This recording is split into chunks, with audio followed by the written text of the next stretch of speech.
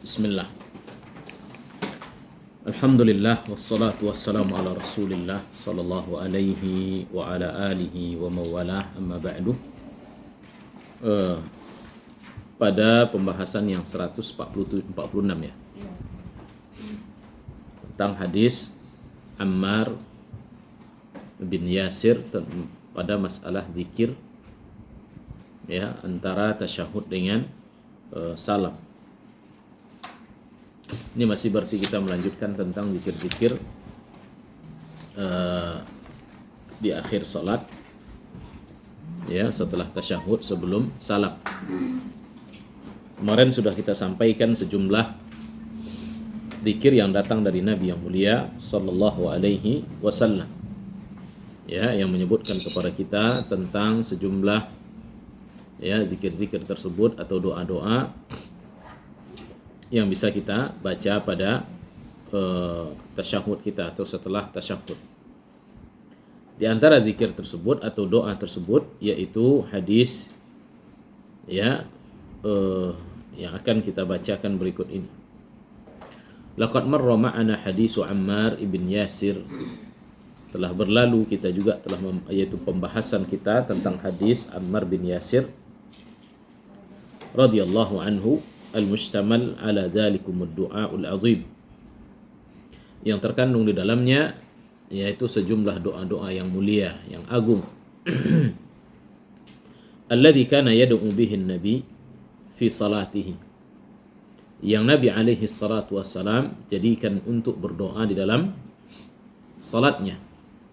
Wa huwa ma rawahu an-Nasa'i wa ghairuh, yaitu dalam hadis yang diriwayatkan oleh siapa? Al-Imam An-Nasa'i dan yang lainnya dari Atha ibn Sa'ib dari bapaknya. Dia berkata, bersabda Rasul sallallahu alaihi wasallam, ya, shalla bina Ammar ibn Yasir salatan fa'aujaza fiha, yaitu Ammar bin Yasir pernah salat ya, mengimami kami, lalu dia meringkas salatnya. Ya, meringkas salat di sini maknanya Ibu yaitu memperpendekkan bacaan di dalam salat, yaitu salat yang yang dia pilih ayat-ayat yang tidak membuat manusia merasa kelamaan berdiri. Ya, bukan maknanya pendek-pendek di sini dia membaca wadduha ke bawah, tidak. Ya, pendek yang dimaksudkan yaitu pendek yang seperti membaca ya pada surat-surat 5 juz di belakang. Ya. Surat-surat enggak, maksudnya surat-surat 5 juz ke belakang. Surat-surat di 5 juz ke belakang itu kan pendek-pendek dibandingkan dengan ya 5 juz dari awal. Kalau 5 juz dari awal ya kan panjang, Al-Baqarah 286 ayat. Ya. Kan begitu. Nah, adapun 5 juz di belakang itu tuh biasanya suratnya dengan ayat yang pendek-pendek. Ya, yang biasanya walaupun nanti ayatnya terhitung sampai 30 ayat, 60 ayat, tetapi kan ayat suratnya apa? Ayat-ayatnya kan pendek-pendek. Ya, seperti di antaranya surat Nun atau Al-Qalam. Ya, alangkah pendek-pendeknya, atau surat-surat yang lain yang mirip dengannya. Ya, nah ini yang dimaksudkan dengan meringkas. Ya, bukan maknanya meringkas seperti yang dipahami oleh warga Indonesia. Ya, yaitu yang hanya membiasakan membaca dari wadduha ke bawah. Ya, wadduha terus, ya. Kemudian yang 3 ya kan, inna a'taina.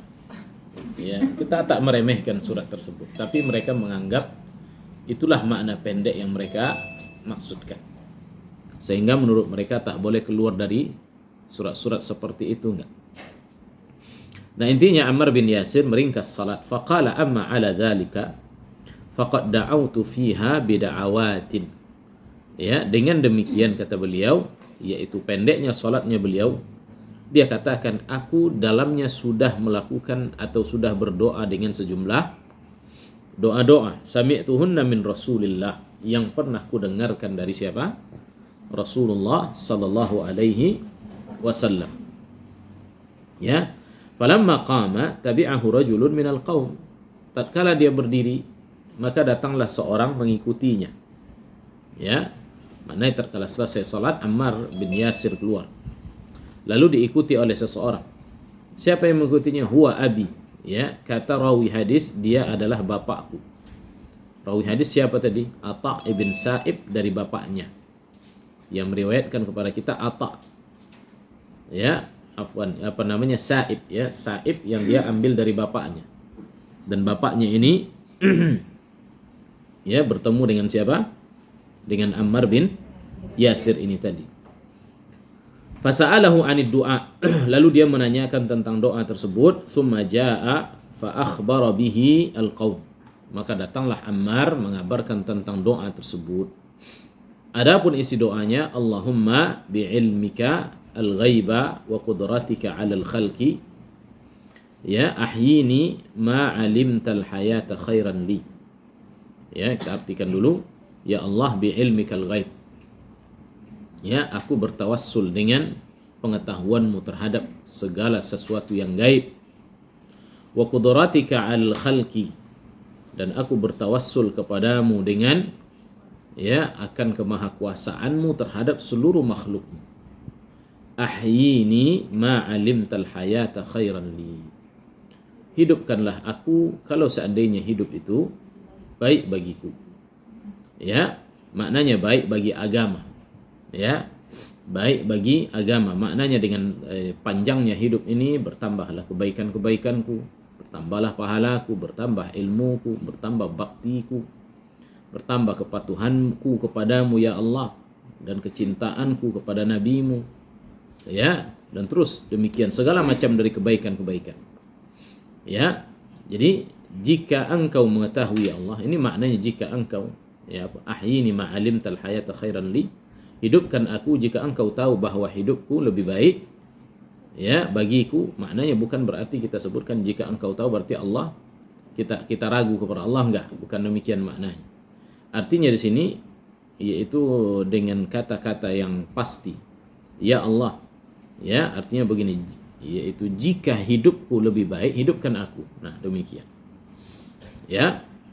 Wa tawaffani idza alimtal wafata khairan li, dan wafatkan aku jika ya kematian itu lebih baik bagiku. Maknanya yaitu kematian yaitu dengan umpamanya ya dengan amal dia saat itu sudah mencukupkan dia bertemu dengan Allah dalam keadaan Allah ridha.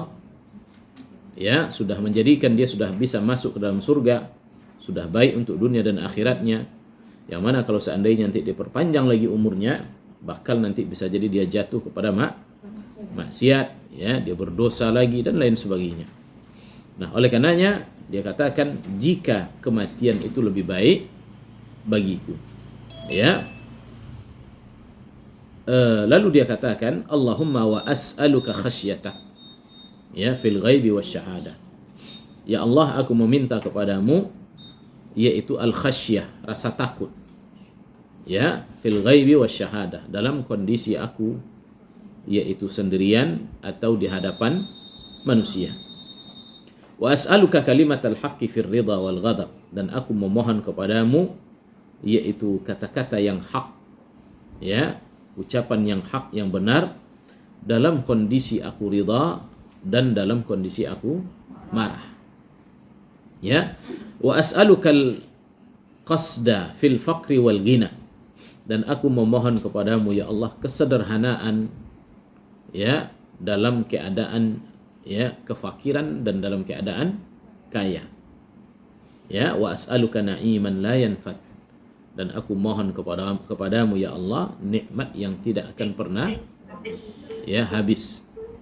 Ya, wa as'aluka qurrata 'ainin la tanqati', dan aku mohon kepadamu ya Allah penyejuk-penyejuk mata yang tidak pernah terputus. Ya, wa as'aluka ridha ba'dal qada', dan aku memohon kepadamu yaitu ridha. Aku meminta kepadamu ya Allah agar diberikan keridhaan terhadap keputusanmu. Ya, wa as'aluka bardal 'aish ba'dal maut, dan aku meminta kepadamu ya Allah kesejukan hidup setelah kematian. Wa as'aluka ladzatan nazar ila wajhik, dan aku meminta kepadamu kenikmatan saat melihat wajahmu.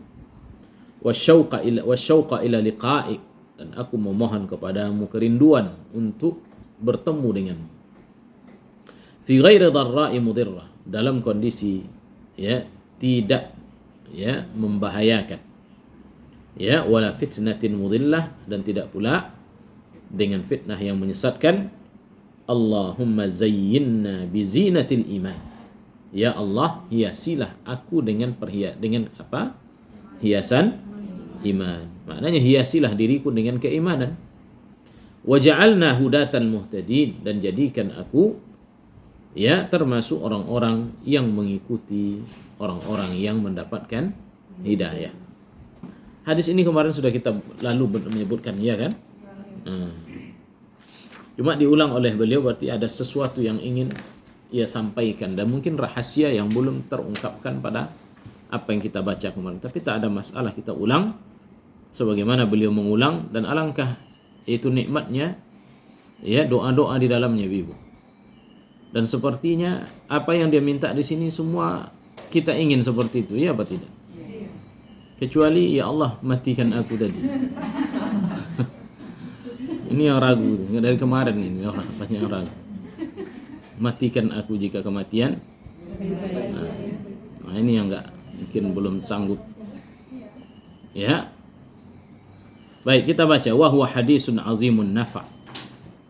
Hadis ini merupakan hadis yang sangat besar ya faidahnya. Kabirul faidah.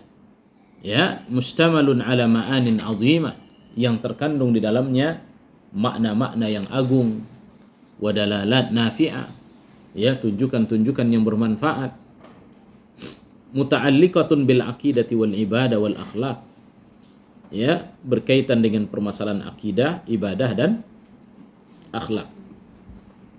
Wa innama ta'dhumu faidatul muslim min mithli hadhihi ad-da'awat al-mubarakah biwuqufihi ala ma'aniha wa fahmihi lidalalatiha wa maramiha wa mujahadatihi li nafsihi ala tahqiqiha.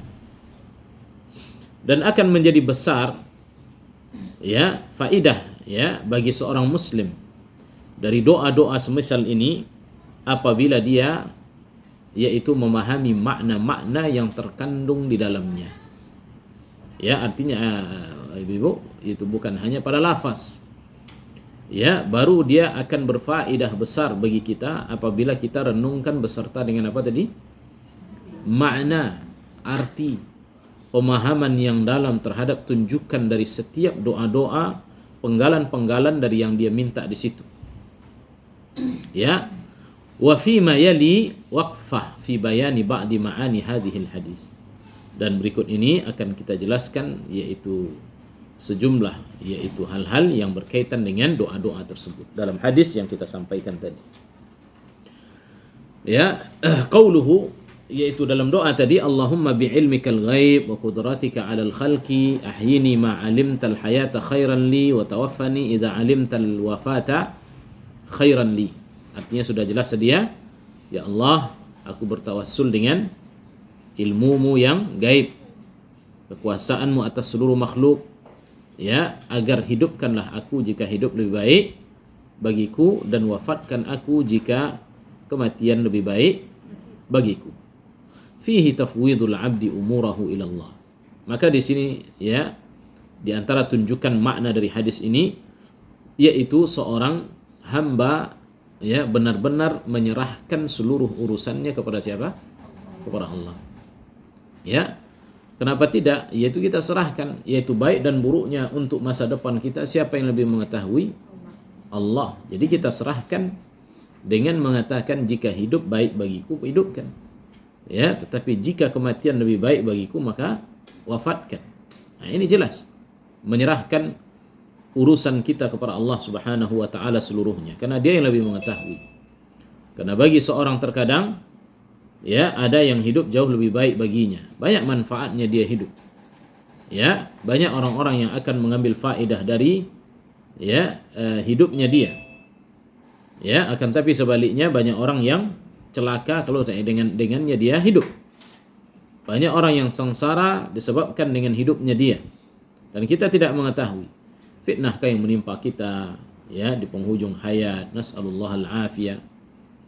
Ya, banyak mungkin di antara orang-orang ya yang hari ini dia rajin mengaji, akan tetapi suatu saat datang apa Ibu? Futur. Lalu dia tinggalkan majelis. Ya, dari dahulunya dia rajin mengaji, sekarang sudah tak lagi.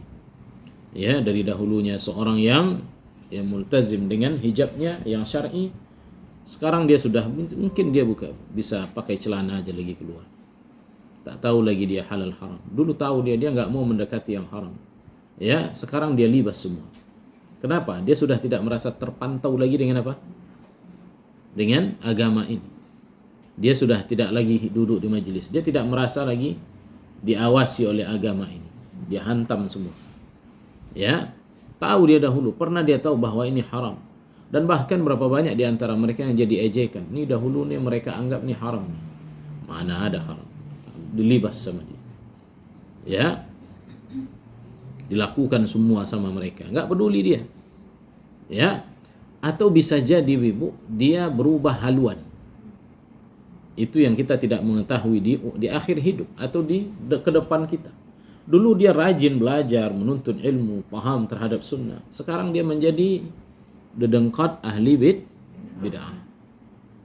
Nas'alullah al-afiyah. Ya, bisa jadi. Ya, akhirnya dia menjadi pembela bid'ah. Dan dia mengejek sunnah. Ini yang lebih parah lagi. Diajaknya sunnah, diajak itu kelompok itu dulu aku pernah jadi ngaji situ. Jadi dianggap saya mantannya. Ya, saya mantan salafi. Ya, saya mantan wahabi. Lalu dia sebar, dia seolah-olah buruk. Mereka itu begini, begitu. Menuduh. Yang mana terkadang nggak pernah dia buat seperti itu, tapi dia buat. Ya, nah ini luar biasa. Ya, dan kita tidak mengetahui kehidupan untuk masa depan. Ya, oleh karenanya alangkah baiknya doa ini, ya, menyerahkan semua perihal kita kepada siapa? Kepada Allah. Tak usahlah kita minta umur yang panjang, ya, kecuali di atas kebaikan. Ya, kecuali di atas kebaikan. Jika kita minta, mesti harus juga minta umur yang panjang, mintalah di atas kebaikan. Ya. Bukan hanya meminta begitu saja, ya Allah, panjangkan umurku. Panjang umur nanti sampai 200 tahun, tak ada yang ngurus lagi. Nah. Yang kan 200 Ibu, 100 tahun saja orang udah tak mandang lagi. Ya, 70 tahun. Anak-anak daripada sibuk, cucu. Apalagi kita didik dia sekarang dengan dunia kan. Ya enggak Ibu? Wallahi ke depannya enggak tahu dia bakti kepada anak, kepada orang tua. Ya, dia lebih sibuk dengan siapa? Anak-anaknya dia pula. Ya, sibuk dengan cucunya, sibuk dengan anaknya. Sementara kita sudah 70 tahun. Udah duduk di atas kursi roda. Ya, sudah enggak bisa apa-apa. Tambah lagi suami sudah duluan meninggal. Nas'alullah al-afiyah. Tinggallah dia seorang diri, tua renta. Dahulunya bagus pakaiannya, sekarang enggak terurus. Ya kan? Maka mintalah panjang umur itu di atas kebaikan. Atau doa ini ucapkan. Ya. Yang kita berharap, saya ingin seperti si fulan. Mungkin dia lihat udah tua kan gitu kan. Hidupnya bahagia, di masa tuanya banyak yang anak-anaknya pada ini berbakti kepada dia. Ya, kita belum tentu anak-anak kita seperti anak-anak dia. Siapa yang bisa jamin? Apalagi anak-anak kita didik di atas yang bukan agama. Jangan harap. Yang di atas agama yang kadang-kadang banyak melenceng. Ya, walaupun nanti yang tidak di atas agama kita juga tidak mengetahui. Bisa jadi nanti suatu saat dia dapat hidayah. Cuma akan harapan kan tipis kan begitu. Ya. Maka berdoalah dengan doa yang baik. Memohon kita kepada kebaikan. Jangan berharap seperti orang. Jikapun Allah berikan seperti itu, maka itu ya ujian bagi dia tentunya. Ya. Menyusahkan orang lain ketika panjang umur itu. Ya. Maknanya terlalu panjang yang sampai anak-anak kita kadang-kadang mengoper, ya. Udahlah kamu lagi lah, capek aku dah. Ya. Aduh, aku lagi kata anak yang kedua kan. Ya udahlah. Tak lama sudah itu, dan kau lagi lah, opor-opor. Terus, ya akhirnya jadi bola anaknya, orang tuanya, ayahnya, ibunya. Nggak ada lagi yang ngurus kan? Nasallallahu al-afiyah. Itu yang kita lihat yang banyak yang terjadi itu begitu. Kalau sudah tua tak ada lagi perhatian kepada orang tuanya. Ya. Mutawassilan ilaihi wa talabal khairata fi ahwalihi minhu subhanahu. Dan meminta kebaikan kepada Allah Subhanahu wa taala ya dalam seluruh keadaan kita ini, mutawassilan ilaihi, dengan bertawassul kepadanya dengan ilmunya yang meliputi segala sesuatu, wa annahu ya'lam khafayal umur, ya, yang dia mengetahui yaitu rahasia-rahasia ya atau hal-hal yang tersembunyi termasuk sesuatu yang akan datang. Wa biwatiniha kama ya'lamu zahiraha wa 'alaniha, sebagaimana Allah mengetahui yang zahir dengan yang batin. Wa biqudratin nafiz fi jami'il khalq, dan juga kita bertawassul kepadanya dengan kemahakuasaan Allah, yang mana kekuasaan ini pasti terlaksana di alam semesta ini dan pada seluruh makhluk. Ya, tak ada yang menghambat kekuasaannya. Ya, fala muaqqab li hukmihi wala radda li qada'ihi. Tidak ada yang yaitu dapat memberikan yaitu catatan terhadap hikmah hukum Allah. Maknanya tidak ada yang dapat membantah hukumnya. Tidak ada yang dapat menolak ketentuan-ketentuannya. Ya, wa minal ma'lum anna al-'abda la ya'lam awaqibal umur wa ma'alatiha. Sebagaimana kita tidak mengetahui yaitu akhir dari kehidupan kita atau dari akhir dari urusan-urusan kita. Wa huwa ma'a hadza 'ajizun an tahsili masalihihi. Tentunya dia lemah, ya, tak kuat untuk mewujudkan apa yang bermaslahat bagi dia dan apa yang dapat yang bisa dia elakkan atau menolak mara bahaya yang mungkin ya dapat ya mengenai dirinya. Ya, illa bima a'anahu Allahu alaihi, kecuali sesuai dengan apa yang ditolong oleh Allah. Wa yassarahu lah, dan apa yang Allah mudahkan. Ya, fatabqa hajatal 'abdi masah ilal alimil qadir subhanahu.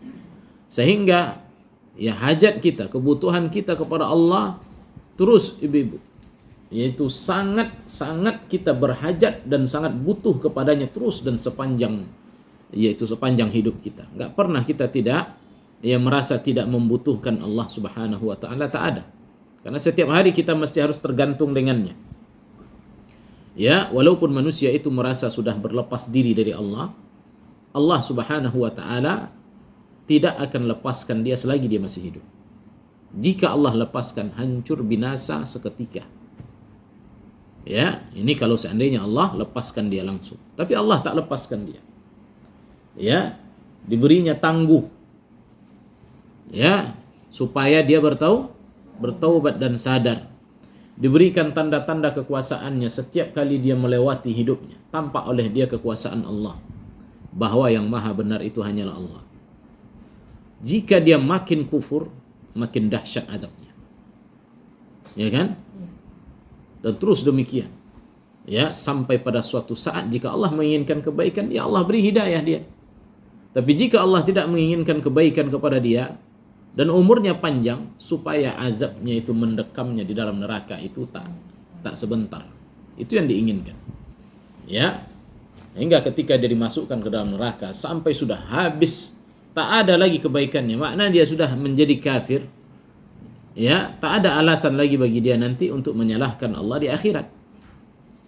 Ya. Nah, demikian. Bi an yusliha lahu sya'na kullah. Oleh karenanya kita mohon pada Allah agar memperbaiki semua keadaan kita. Wa yakhtar lahul khair haitsu kan. Ya, dan supaya Allah yang memilihkan kebaikan untuk kita. Walihada qal ahyini ma alimtal hayata khairan li. Oleh karenanya dalam doa tadi dia katakan, ya Allah, hidupkan aku jika hidup itu lebih baik bagiku, dan wafatkan aku jika kematian itu lebih baik bagiku. Walihada ja'an nahyu fis sunnah an tamannil maut, dan tidak boleh seorang yaitu berangan-angan untuk mati atau meminta mati. Ini enggak boleh, Bibi. Ya, dengan musibah yang menimpanya. Ya. Walaupun mesti dia katakan, maka ucapkan doa ini tadi. Kata Nabi SAW, ya, dalam hadis apa? La yatamanna ahadukumul maut. Janganlah kalian berharap kepada kematian. Ya, imma muhsinan fala'allahu yazdad. Bisa jadi nanti dia termasuk orang baik sehingga apa? Bertambah kebaikan-kebaikannya. Wa ma musian wa imma musian fala'allahu yasta'tib. Kalau seandainya dia orang buruk, mana tahu suatu saat dia bertaubat dari dosa tersebut. Ya. Ay yastardallah bil iqla'anidz dzunub wa talabal maghfirah. Hingga dia memperbaiki diri di akhir hidupnya. Nah, intinya tak boleh kita berharap kematian. Berapa banyak orang-orang berharap kematian. Bahkan orang-orang tua yang sampai bosan hidup, ibu-ibu. Ada, saya dengarkan beberapa video yang katanya umurnya sudah sampai 100, katanya begitu. Apa harapan lagi, kata orang bertanya. Tak ada lagi kecuali kematian. Nggak ada lagi. Apa lagi yang mau dia buat, ibu? Kerja sudah nggak bisa, bertemu dengan orang sudah nggak lagi. Ya, habis sudah. Ya, masa-masa perkasanya dia itu sudah habis masanya. Itu hanya sampai umur 60 tahun aja lah itu. Ya, masa-masa perkasa itu. Masa seorang tuh masih bisa energik di dalam bekerja dan kian kemari dan melakukan aktivitas-aktivitas umur 60 tahun. Oleh karenanya Allah pilihkan umur umat Nabi Muhammad berkisar antara berapa? 60 sampai 70 tahun. Sedikit yang lewat. Ya, jadi Allah memang pilihkan umur ini adalah umur sudah di penghujung. Makanya orang pensiun umur berapa? Pandai kan pemerintah kita, diambilnya umur segitu. Pertama, untuk bekerja sudah tak produktif lagi, istirahatkan, kasih gaji, suruh dia siap-siap mati. Kan begitu. Itu seolah-olah itu isyarat, walaupun pemerintah tak sebut seperti itu. Kalau buat kayak itu kan marah lah orang kan itu. Nah, siap-siap aja lah kau mati setelah itu, kan nggak mungkin. Tapi itu maknanya.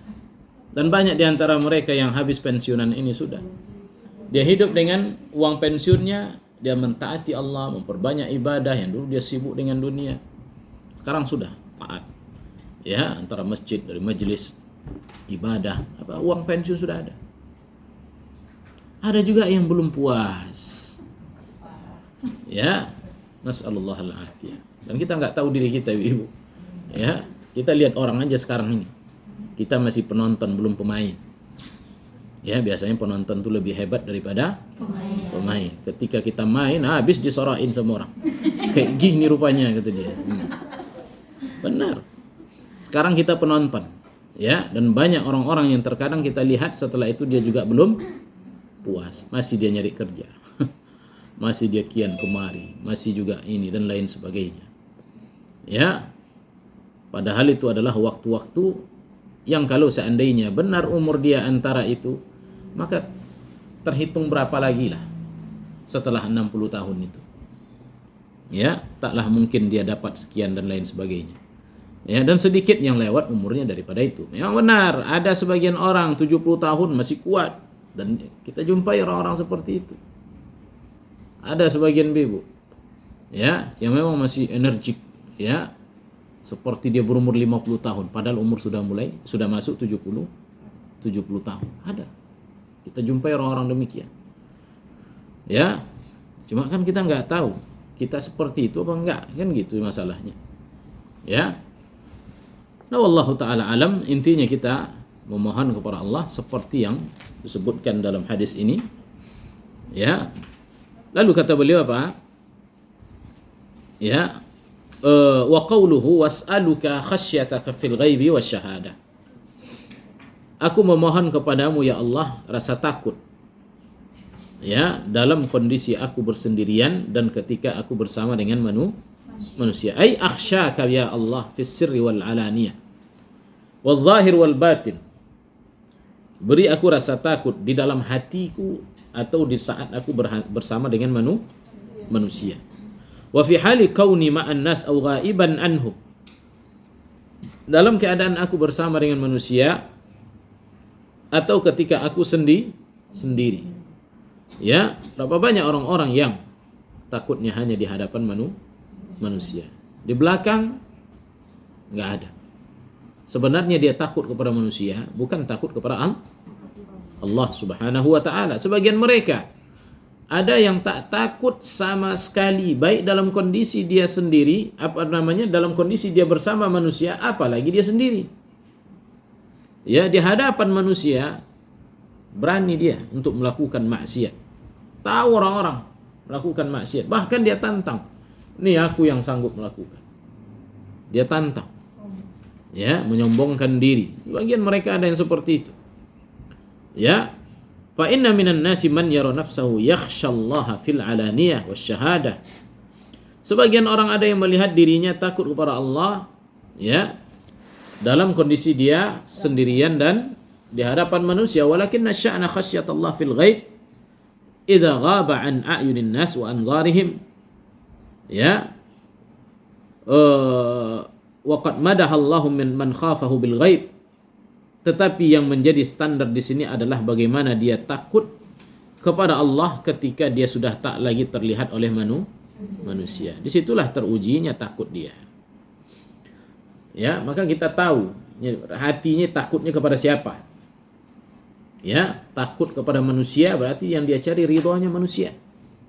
Takut kalau manusia mencelanya, meninggalkannya, memakinya, merendahkannya, sehingga dia tak lakukan penyimpangan di hadapan manusia. Di belakang manusia dia buat. Kenapa? Manusianya sudah tak ada. Sama seperti kita, aturan-aturan yang dibuat di jalan karena takut sama polisi. Ya apa tidak? Polisi tak ada, dia langgar. Ya, ditabraknya lampu merah tuh. Sampai depan nih stop sama polisi. Kenapa? Saya kira tak ada polisi, kata dia. Begitulah manusia itu kalau takut kepada manusia. Dia gak peduli, Ibu.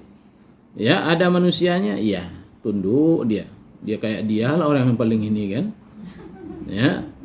Tapi setelah dia sendiri, ya kayak kucing juga rupanya. Gak ada orang habis sama dia. Depan tuannya diam-diam aja dia. Kayak patuh kali, kayak kenyang perut dia kan, kasih pun apa gitu dia. Pergi tuan dia hantam semua. Ya. Mungkin malu. Ya itu dia takut kan sama tuannya, jangan begitu. Iya, kayak kucing lah kita itu kalau kayak gitu. Ya kita belajar yaitu menumbuhkan rasa takut. Dan baru terbukti ini ketika saat kita tidak di hadapan manusia, saat kita sendirian. Ya.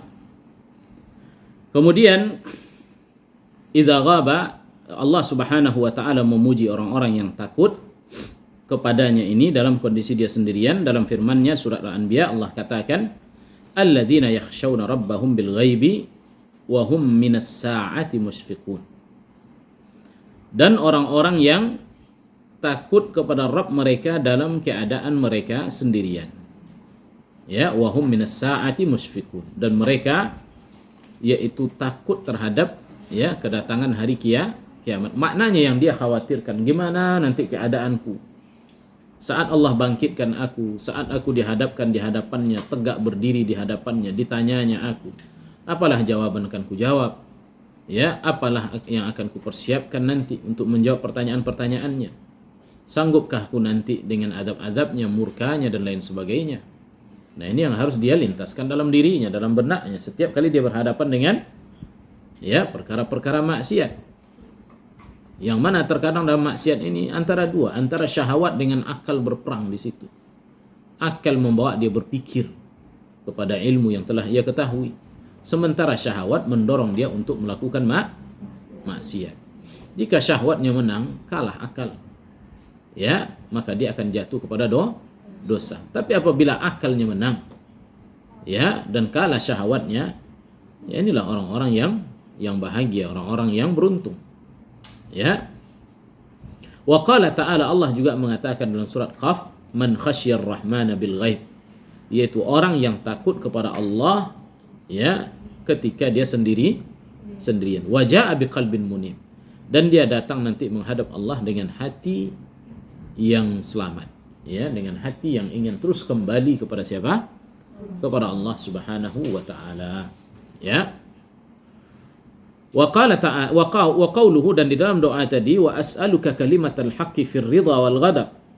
Ya Allah, aku mohon kepadamu kata-kata yang hak, ucapan yang hak, ucapan yang benar. Ya, baik dalam keadaan aku senang ataupun dalam keadaan aku marah. Di dalamnya yaitu terdapat meminta kepada Allah Subhanahu wa taala, ya, ucapan yang benar halar ridha, ketika ridha. Halar ridha al-insan wa hala ghadabih, ketika dia ridha dan ketika dia takut, dalam ketika dia marah. Ya, wa qaulul haq fin nasi halul ghadab aziz.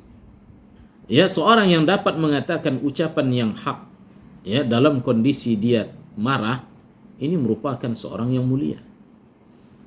Ya, seorang yang mulia. Kenapa? Li'annal ghadab yahmil sahibahu ala an yaqula khilafal haq. Kebiasaannya marah itu akan membawa orang mengatakan kata-kata yang batil. Ya, orang-orang sumpah serapah kapan dia keluarkan kalau bukan dalam kondisi marah. Ya, menyumpah orang, melaknat orang, dan semua isi tong sampah dalam benaknya keluar. Ya, dicacinya, dimakinya habis-habisan, dihantamnya dan lain sebagainya. Ini tidaklah keluar kecuali dalam kondisi dia marah. Oleh karenanya berapa banyak talak terjadi juga disebabkan oleh rasa emosi, marah. Ya, berapa banyak ucapan-ucapan yang terakhir dia membuat dia menyesal. Perbuatan-perbuatan yang terakhir dia menyesal. Ya, kalau dia bisa mengatakan ucapan-ucapan yang membuat, yaitu berada di atas kebenaran, ucapan yang hak ketika dia marah, ini, ya, itu seorang yang sangat mulia. Apa maknanya? Dia orang yang dapat mengendalikan amarah. Dan Nabi SAW katakan dalam hadis, laisa syadidu bisur'ah, bahwa orang yang kuat itu bukanlah orang yang dapat menggulati orang lain, membuat orang lain tumbang dengan gulat itu, bukan.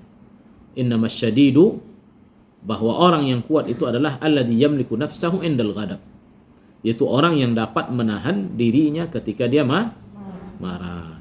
Ya.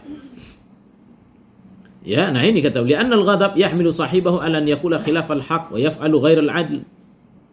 Ya, dan orang dalam kondisi marah bisa membuat orang mengucapkan kata-kata yang batil. Ya, wa yaf'al ghairul haq, dan melakukan perbuatan-perbuatan yang tidak adil. Ya, wa qad madahallahu min ibadihi man yaghfir idza ghadab. Oleh karenanya Allah Subhanahu wa taala memuji hamba-hambanya yang, ya, man yaghfir idza ghadab, yang dapat memaafkan ketika dia marah. Kenapa? Akal masih dia kuasai. Dalam kondisi marah itu dia bisa mengatakan, memberikan maaf pada orang, maka berarti akal masih berkuasa di benaknya. Sehingga akal ini terkontrol oleh ilmu. Duna an yahmilahu ghadab 'alal baghi wal udwan. Sehingga marahnya ini tidak membawa dia untuk murka dan memusuhi orang, melampaui batas. Oleh karenanya Allah sebutkan dalam surat Syura ayat 37, wa idza ma ghadibu hum yaghfir. Apabila mereka murka atau ketika mereka marah, mereka memberikan maaf. Ya, dimaafkannya manusia saat dia marah. Maaf dalam kondisi kita senang, tersenyum kita, udah, kita bisa maafkan semua orang. Tapi ketika kita marah, dibuat oleh orang kita marah, sanggup nggak memaafkan orang saat itu? Nah, ini yang berat. Hanya orang-orang yang berakal cerdas lah, akal-akal yang berkuasa lah, yang dapat memberikan itu kepada mereka. Wa man kana la yaqulu illa al-haq fil ghadab war ridha, fa hadha dalilun ala shiddati imanihi. Ya, wa annahu yamlik zimama nafsihi. Ya, wa man la yaqula illa al-haq, barang siapa yang berkata dengan kebenaran saat dia marah, saat dia ridha, ini menunjukkan akan kuatnya keimanan orang ini tadi, dan disitulah dia baru diuji. Wa annahu yamlik zimama nafsi, dia bisa memegang, yaitu kendali dirinya, dia bisa mengendalikan dirinya. Ya, ini yang susah, ini yang sulit ibu-ibu, ini yang berat. Dalam keadaan tersenyum, Dalam keadaan tak ada masalah kita dengan orang lain, semua orang kita maafkan bisa. Ya, tetapi ketika kita marah di situ terbukti ini orang-orang ahlul iman apa tidak. Ya. Bahkan ya udahlah, buang mukamu sana, aku tak mau melihatmu seumur hidupku. Ya, sampai kata-kata sumpah serapah dibuang, dikeluarkan. Ya, padahal sebenarnya dia itu bukannya manusia lain. Bahkan suami kepada siapa? Istrinya.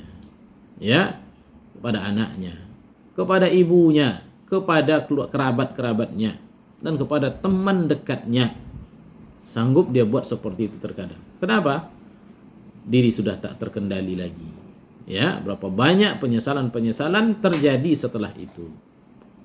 Ya, hampir membunuh. Ya, kadang-kadang keluar, ya, seorang laki-laki biasanya. Ya, bisa jadi dia mengambil sesuatu, dia lakukan, dia tendang, dia pukul, mengenai seorang, meninggal.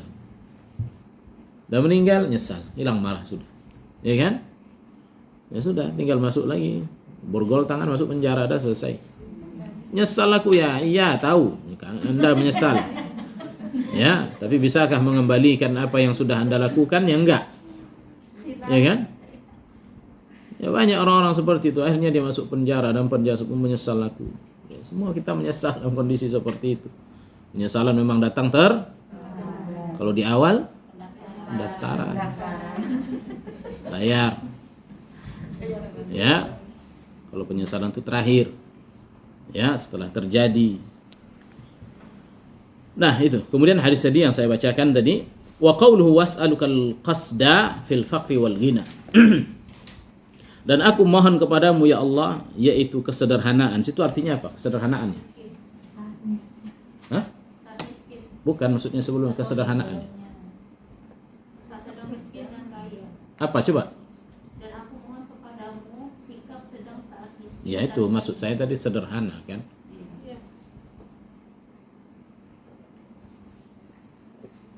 Saat dalam kondisi kita fakir atau saat dalam keadaan kaya. Iya, fakir bisa diartikan miskin. Ya, walaupun dia berbeda secara ta'rif tetapi dia sama dalam keadaan. Ya. Di antara doa yang kita mohon pada Allah yaitu minta sikap sederhana kepada Allah dalam kondisi kita fakir atau miskin atau dalam keadaan kaya. Ya, hidup bak kata orang seperti roda kata dia kan, roda kehidupan. Terkadang dia di atas nyaman. Terkadang dia harus di bawah, terhimpit. Apa artinya di bawah? Susah, sulit, fakir, miskin. Ya, di atas iya. Berapa banyak orang-orang hari ini kita lihat mewah hidupnya. Tak lama oleh Allah Subhanahu wa taala dibalikkan semua. Jatuh miskin, fakir, papa. Selesai. Ya, berapa banyak orang-orang seperti itu. Berapa banyak juga kita lihat sebaliknya, Ibu. Orang-orang yang fakir, miskin, susah, hari ini kita bantu. Suatu saat ternyata dia lebih kaya daripada kita. Ya, banyak kita lihat seperti itu. Ya, oleh karenanya yang ada adalah mensyukuri. Bukan merendahkan orang dengan status kita sekarang yang sedang berada. Lalu kita katakan, apalah orang minta aja yang pandai. Kerja sana. Dia sudah menghina. Ya, hati-hati. Suatu saat bisa jadi Allah balik. Terakhir di umur tua dia pula yang meminta. Siapa yang ngasih? Orang yang dia hina dulu.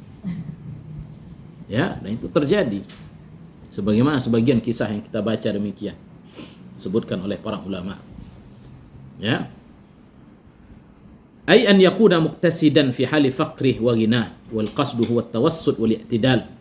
Yang dimaksud dengan al-qasdu adalah yaitu di tengah, adil, sederhana maknanya. Fa in kana faqiran lam yaktur khaufan min nafadir rizq. Artinya yaitu bagaimana sederhana dalam keadaan miskin, yaitu tidak merasa khawatir, takut dengan akan habisnya rizki. Jangan berputus asa.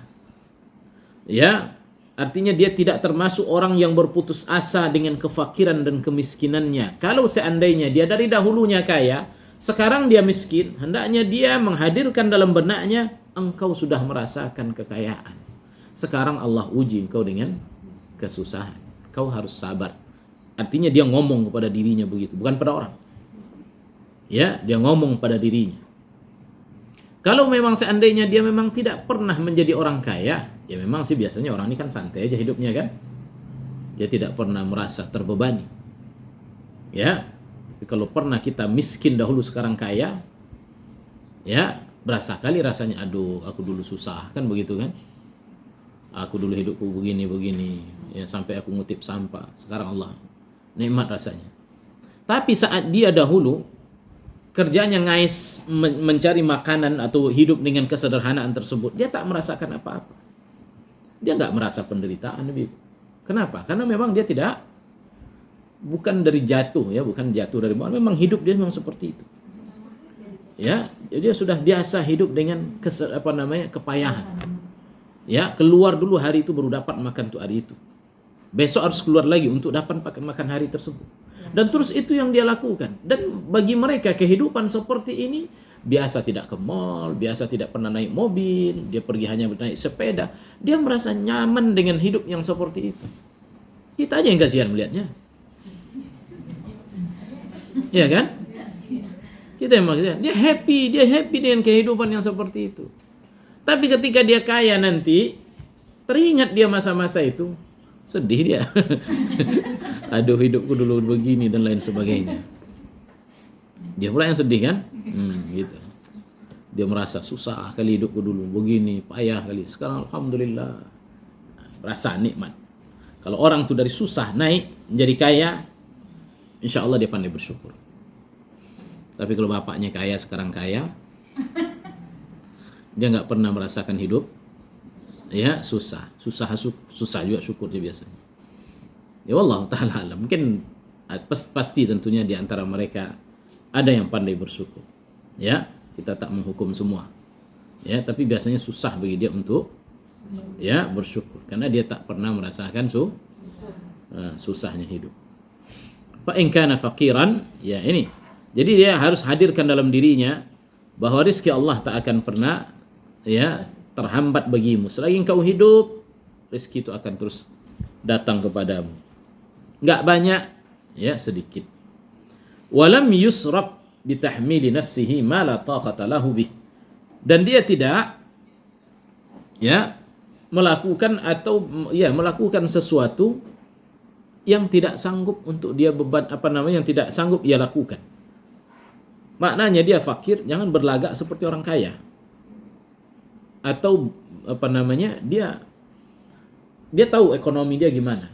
Jangan sampai dia itu memikirkan hidupnya gimana kalau seandainya saya seperti fulan. Saya punya seperti ini, saya punya itu dan lain sebagainya. Padahal ekonomi dia tidak mendukung untuk seperti yang dia angan-angankan. Ya. Nah, tidak memikirkan yang seperti itu namanya kesederhanaan di dalam kemiskinan. Ya, sama juga keadaan kita. Walaupun orang kaya bertingkat, ya apa tidak? Orang kaya bertingkat. Ada yang kaya cukup tidak pernah tidak ada kurang sampai dapat gaji lagi. Kaya kan? Kaya apa tidak ini? Kaya. Sampai bulan depan menjelang dia dapat gaji lagi, aman. Tidak ada masalah. Hakikatnya kaya, cuma kita belum sebut kaya. Pas-pasan kita sebutkan gitu kan. Padahal sebenarnya kaya. Ya. Hakikat orang ini apa? Kaya. Ya.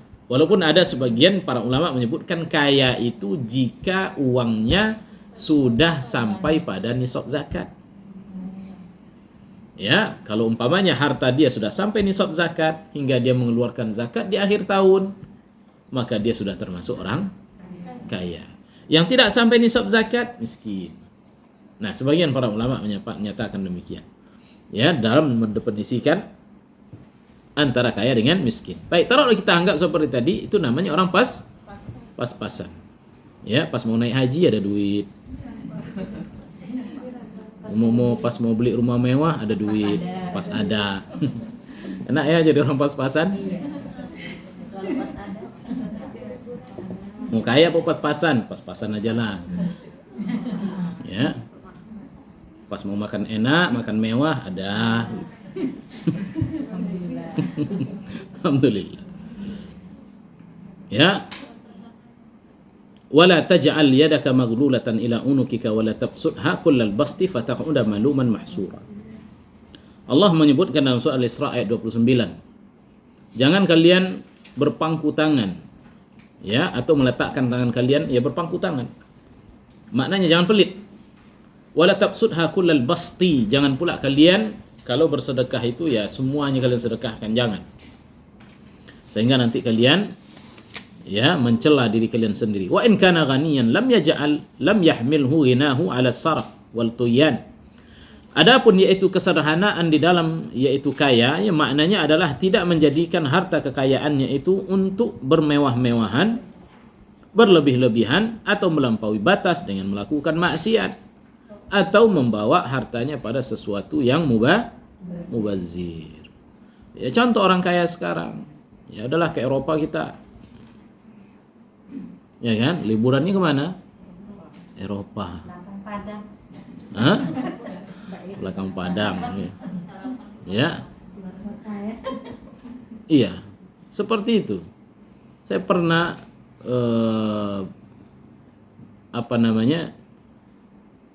duduklah dengan majelisnya orang kaya. Saya duduk di situ. Ya Allah, pembicaraannya Ibu gak kuat kita. Ucapannya saya nggak lihat apa yang mereka punya, ya, tapi pembicaraan mereka yang ya, nggak level kita. Kita makan biasa aja, dia level dia Muslim berangkat umroh bersama dengan kita. Tapi di Mekah itu omongnya kayak gitu. Kemarin kita beli Fortuner 5 bagi-bagi sama kawan, dia bilangnya gitu. Kalau kita sama dia kan apa nggak penyakit kita dibuatnya itu, iya kan?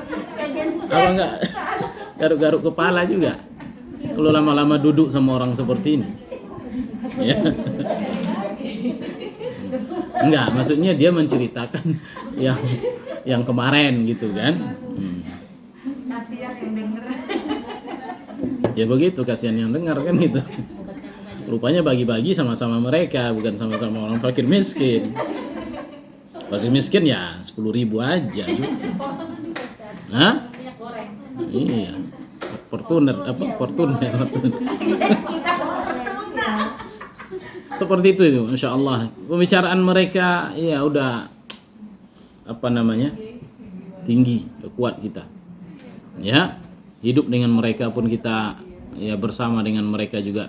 Angan-angan kita juga terlalu tinggi dibuatnya. Ya pandai-pandainya sesuaiin dirilah. Kemana kita cocoknya berteman. Ya, siapa teman kita yang cocok, carilah. Yang level gajinya sebulan habis, gaji. Ya, teman dengan mereka. Supaya apa? Supaya kita nggak meninggi juga. Ya, ya muncul hasad. Nanti dia berganti mobil dia, kita masih yang lama juga, sakit hati, kan? Dia makin bahagia, makin panjang umurnya, umur kita masih singkat. Benar Ibu. Membuat hati ini apa? Iya, nggak bersyukur, membuat dia yang beli, hati kita yang sakit. Dia senang hati sakit, coba. Dan sakit hati itu bisa membuat seorang jatuh sakit dan memperpendek umur. Ya. Intinya adalah kesederhanaan di dalam kaya tadi adalah tidak ya menjadikan harta tersebut pada sesuatu yang berlebih-lebihan dan tidak pula dalam perkara dosa, tidak dalam perkara mubazir. Ya. Walladzina idza anfaqu lam yusrifu, orang yang berinfak yang tidak berlebih-lebihan, walam yafturu, dan tidak pula dia kikir, pelit, wa kana baina dzalika qawama, tetapi di antara itu ya bersedekah boleh banyak-banyak, ya, tetapi tidak boleh sampai yaitu membuat dia fakir, ya, orang-orang yang di bawah tanggung jawab dia telantar, nggak boleh pula. Walaupun jarang-jarang orang seperti ini, ya, para ulama menyebutkan ada yang mengatakan berapa maksimal boleh kita sedekahkan harta, sepertiga. Namun sebagian mereka menyebutkan bahwa sepertiga itu yang tidak boleh saat seorang mau meninggal, ya, tapi ketika dia masih hidup dan dia masih melihat bahwa ke depan rizki itu pundi-pundi rizki dia lah kan begitu kan, nampak dia punya perusahaan lain sebagainya, Dia boleh menginfakkan harta dia hari ini seluruhnya karena dia tahu nanti datang lagi. Ya, maka itu boleh kata dia. Walaupun jarang, mungkin nggak ada ya orang kayak gini. Ya.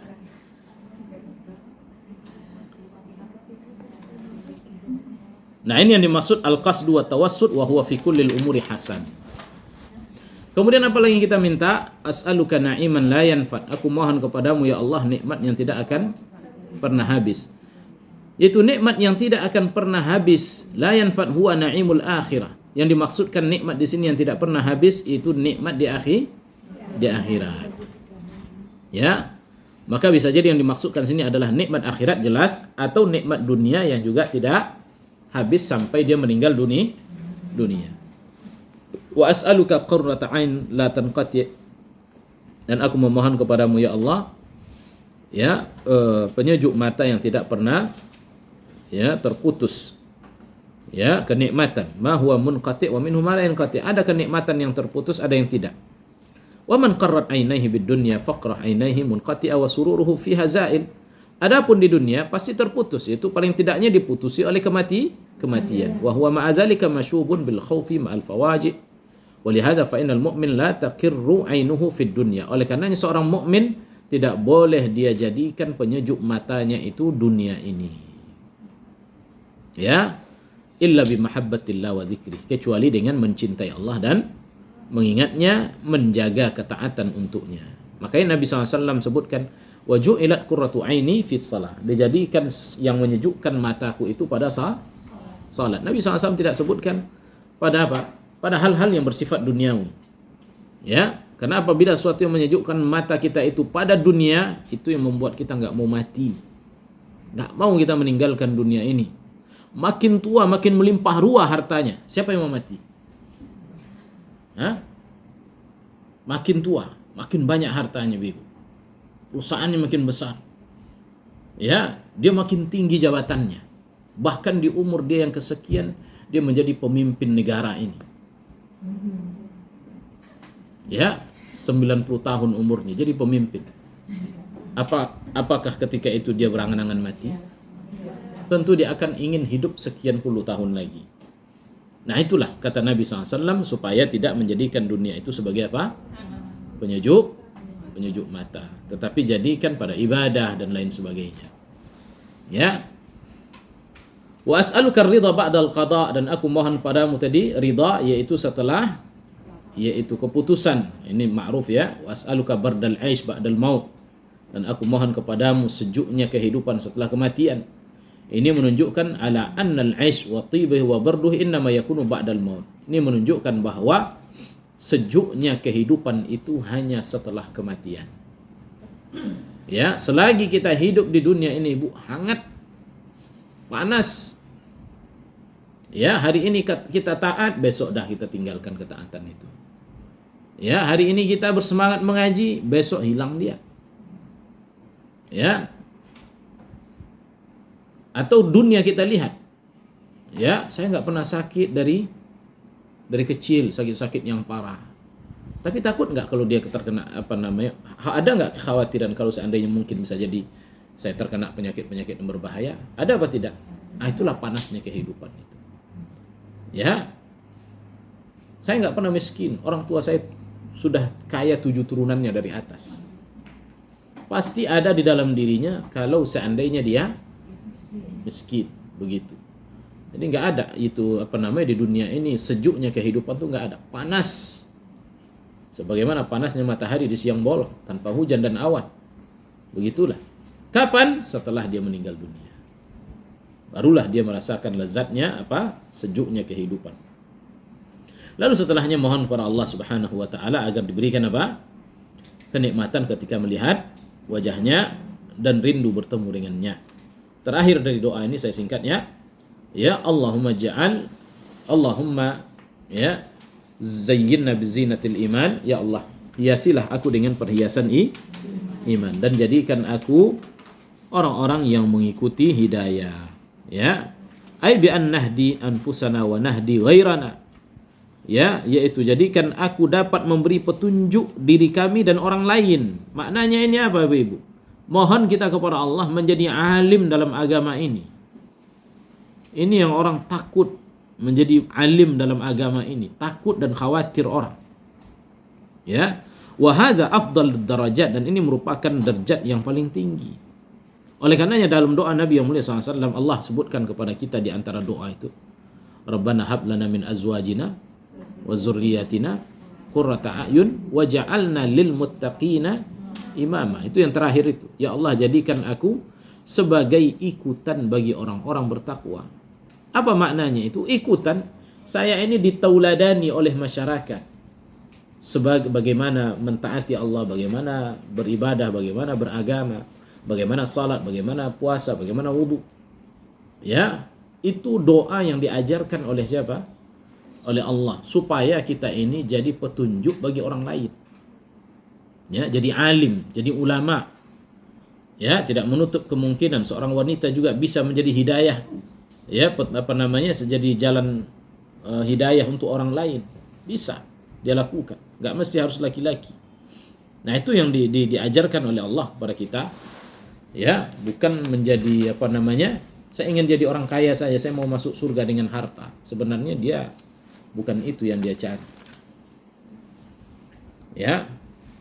Bukan karena saya ingin berinfak, saya ingin kaya, saya ingin berinfak. Bukan itunya yang dia cari. Tetapi dia ingin kaya. Belum tentu setelah dia kaya dia akan berinfak.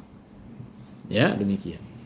Kalau dia orang pemurah dari sekarang, dia fakir, dia miskin, tapi dia pemurah, ya, lalu insya Allah Allah jadikan dia kaya sedikit demi sedikit, maka dia akan menjadi orang yang mungkin bisa jadi masuk surga dengan hartanya.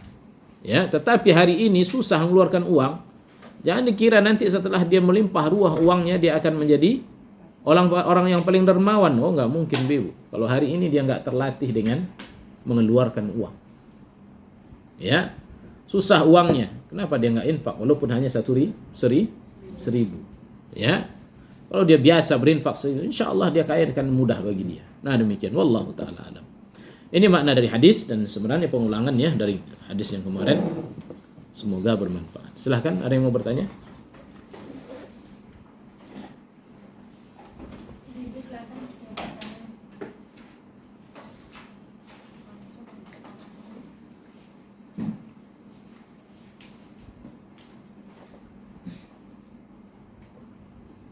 Tidak ada, Ibu? Silakan.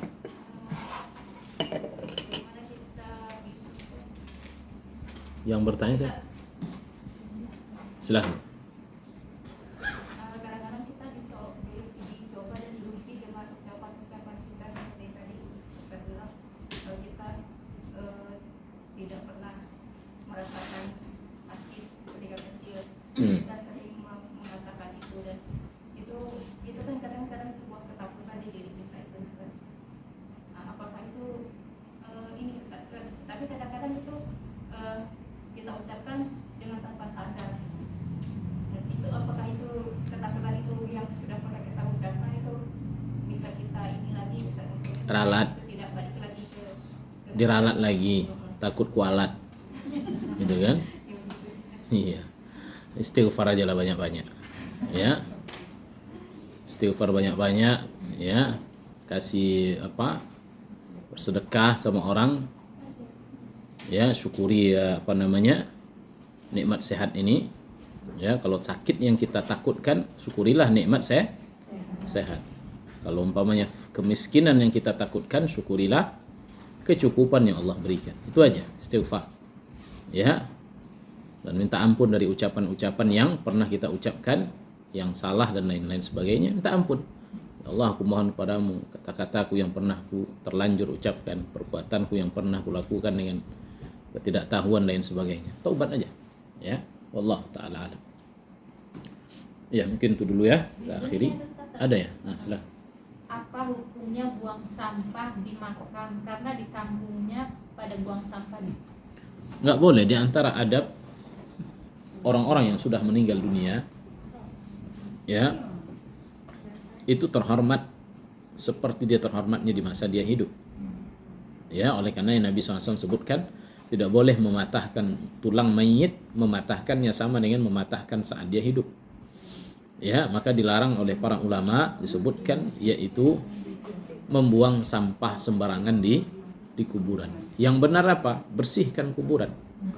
Maka di antara yaitu yang kita perbuat saat kita berziarah adalah membersihkan pekarangan kuburan. Tidak boleh membuang sampah sembarangan di sana, Ibu. Itu negeri mereka. Negeri orang yang meninggal. Sebagaimana dunia di atasnya negeri orang hidup, di bawahnya negeri orang yang sudah meninggal dunia. Maka bersihkan kuburan. Ya, dan jangan buang sampah sembarangan. Ya, dan lain sebagainya. Terus itu enggak boleh. Ya, kalau umpamanya di negeri dia seperti itu, hendaknya dia kasih tahu ke ya masyarakatnya bahwa itu tak baik dia lakukan. Buat tempat pembuangan sampah secara khusus. Dan tempat pembuangan sampah itu akan menjadi tempat tinggalnya jin-jin dan syaitan-syaitan. Ya, Allah taala. Habis? Jadi, Ustaz,